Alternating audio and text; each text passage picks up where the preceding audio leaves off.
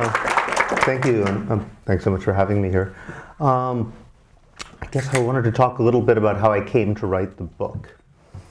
It's an odd book in a way because it starts from trying to grapple with kind of a moral and political problem, which is what is this hold that the idea of debt has over people's imaginations, that morality itself comes to be thought of as a matter of paying one's debts. I guess I was first really confronted with it, conceived the notion of writing this book when I was, for some reason or another, I was at a garden party at Westminster Abbey. And I won't go into how I got there, but it was a curious experience.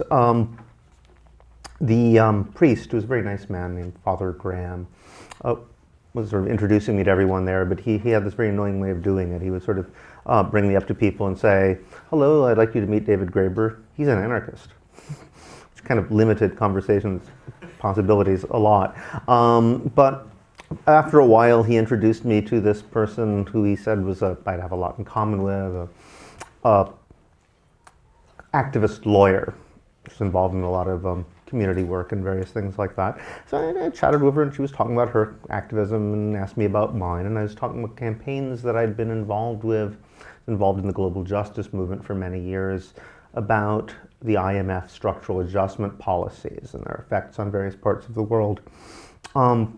I had spent 2 years in Madagascar, and Madagascar had undergone all sorts of IMF structural adjustment over the years with various confusing effects. Some of them were actually kind of ironically quite good, like the state basically sort of pulled up stakes and left large parts of the countryside because they figured they weren't getting any taxes out of the countryside anyway, and people sort of managing their own affairs completely autonomously, and that was cool.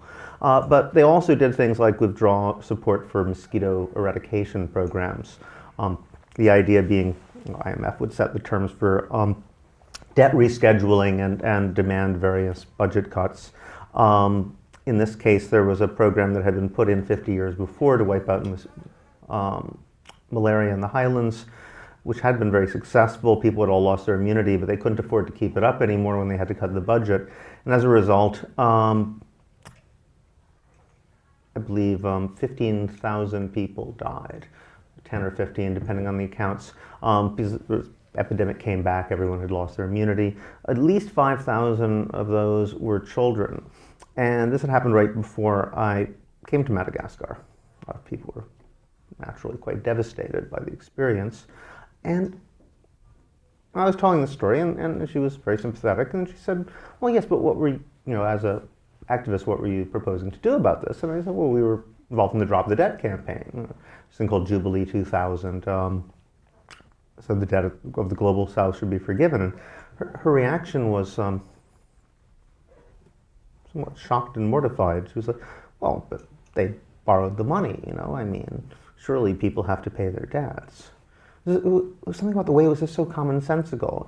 And as an activist, your first reaction when you see this is say, "Oh, that conversation, oh, right.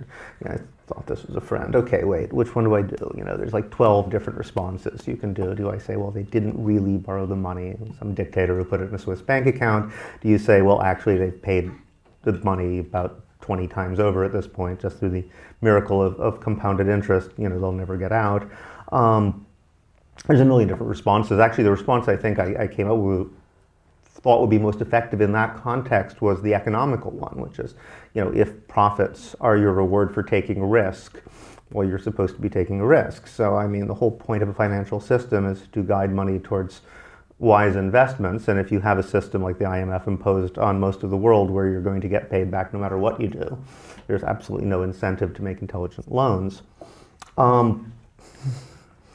But what really struck me was that sort of commonsensical, you have to pay your debts.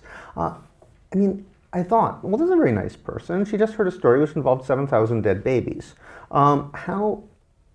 What other circumstance would she try to justify killing 7,000 babies? Probably not. So what is it about the idea of debt that it can justify things in people's minds that you'd almost never imagine defending otherwise?